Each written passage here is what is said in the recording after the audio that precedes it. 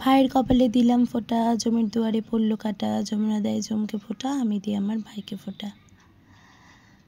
হে hello everyone, আমি পল্লবী চলে এলাম একটা ছোট্ট মিনি ব্লগ নিয়ে, ভাই ফোঁটার স্পেশাল ব্লগ। আশা করি তোমাদের ভালো লাগবে, ভিডিওটা পুরোটা দেখার অনুরোধ রইল। এই যে আমার ননদ চলে এসেছে সকাল সকাল, সে তার ভাইকে ফোঁটা দিতে, মানে দাদাকে ফোঁটা দিতে, তারই আয়োজন। সুন্দর করে সাজিয়ে নিয়েছি, থালায় মিষ্টি চন্দন যা যা লাগে। আর বৃহস্পতিবার ছিল, খুবই ব্যস্ততার মধ্যে ছিলাম সকাল থেকে, যতটা পেরেছি একটু একটু ভিডিও ক্লিপ নিয়েছি। বৃহস্পতিবারে পুজো কমপ্লিট, মা আর মেয়ে মিলে রান্নারে লেগে পড়েছি। মাংসখানে মাখা হয়ে গেছে, এইদিকে ফ্রাইড রাইসের জন্য সব কিছু রেডি হচ্ছে। আমার তো সকাল সকাল চান করে উঠে পুজো দিয়ে নিয়েছি, একটু সেজে গুজে নিলাম। বাড়িতে একটা সুন্দর অনুষ্ঠান, একটু না সাজলে হয়, তো ওটাই দেখাচ্ছিলাম। তো এখানে আমি একটুখানি এলাম, মাকে বললাম মা তুমি ফ্রাইড রাইসটা করেছো, আমি মাংসটা কষিয়ে নিচ্ছি।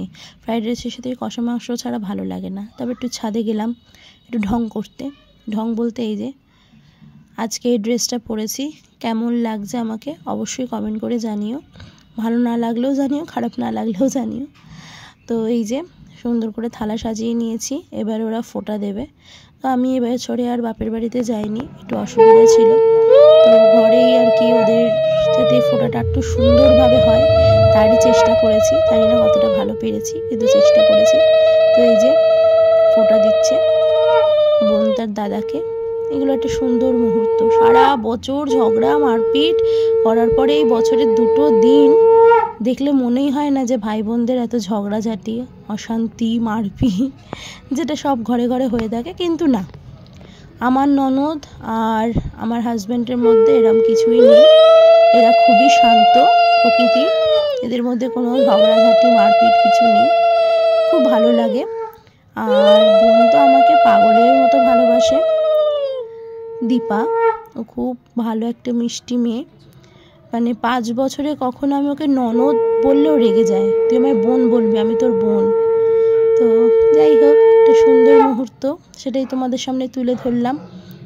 তো জোর করে পাঞ্জাবি পরিয়েছি, কিছুতেই পরবে না গরমে, আর পাখা অফ করে দিয়েছি বলে দুজনেই একটু রেগে আছে। কিন্তু প্রদীপটা তো নিয়ে যাবে বলো, সেই কারণের জন্য। আরেকজন বসে আছে ফোঁটা নেবে বলে। আমি জানি 5 বছরের আগে ফোঁটা দিতে নেই, কিন্তু ও যে শুনবে না, ও প্রত্যেক বছর ওর পিমনির কাছ থেকে একটু হলেও চন্দনের ফোঁটাও নেবে।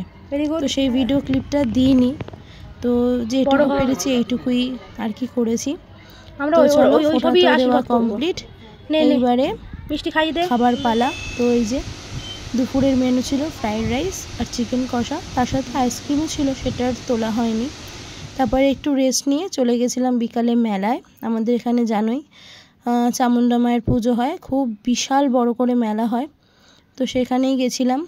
তো আমি তো এই নাগরদোল্লায় কোনোভাবেই উঠবো না, তার জন্য কর্তা আর আমার ননদ, এরা দুজনে, সরি ননদ বলা যাবে না, বোন, এরা দুজনে উঠেছিল।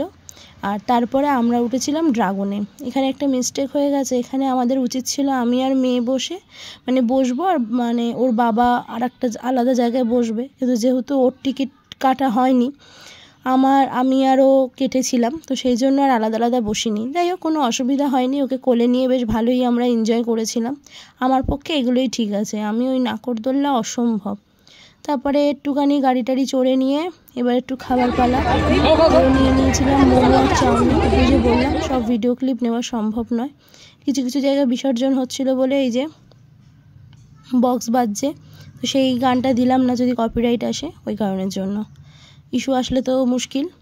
তো এখন একটু সবাই নেচে নিল, আর আমি একটু ভিডিও করে নিলাম। মনে পড়ে আমার বিয়ের আগে এই দুর্গা পুজো কালী পুজো ভাসানের সময় কী যে মজা করতাম, সে আর তোমাদের কি বলি। তা এখন অনেক কিছুই পাল্টে গেছে, সেগুলো আর কিছুই করা হয় না। তো এই যে কিছু কিছু ভিডিও ক্লিপ দিয়েছি, দেখতে পাচ্ছ, ওখানে অনেক সুন্দর সুন্দর হাতের কাজের, মানে চুড়িদার বলো, আরও সব কিছু উঠেছে, অনেক কিছু উঠেছে, সব কিছু তো আর দেখানো সম্ভব নয়। কুর্তি, ব্লাউজ, শাড়ি, সোনাঝুরির আর কি, সোনাঝুরির হাট বলে ওরকমই। তারপরে ওখান থেকে ওরা সবাই এসেছে বলছিল, তারপরে হ্যান্ডমেড জুয়েলারি, আরও নানান কিছু। তারপরে মানি লাস্টে বায়না করলো গাড়ি চড়বে, তোকে গাড়িতে একটু বসিয়ে দিলাম। এটা হচ্ছে পরের দিনের ভিডিও, দুটো ভিডিও একসাথেই পোস্ট করছি, আলাদা আলাদা করে করা সম্ভব না। এটা হচ্ছে ভাইফোঁটার পরের দিন। তো মায়ের বিদায়ের পালা, মা আমাদেরকে ছেড়ে চলে যাচ্ছে, আবার 1 বছর পর মা আসবে। ছেড়ে চলে যাচ্ছে না, মা কখনো তার সন্তানদের ছেড়ে যেতে পারে না। যাই হোক, এবারে আমরা একটু ঘুরলাম, টুকটাক জিনিস কিনলাম। এবার যেহেতু আমি আর মেয়ে গেছিলাম, তাই সব ভিডিও ক্লিপ নিতে পারিনি। ভিডিওটা কেমন লাগলো আশা করি জানিও, আর ভালো লাগলে লাইক কমেন্ট শেয়ার করে দিও। চলো বন্ধুরা।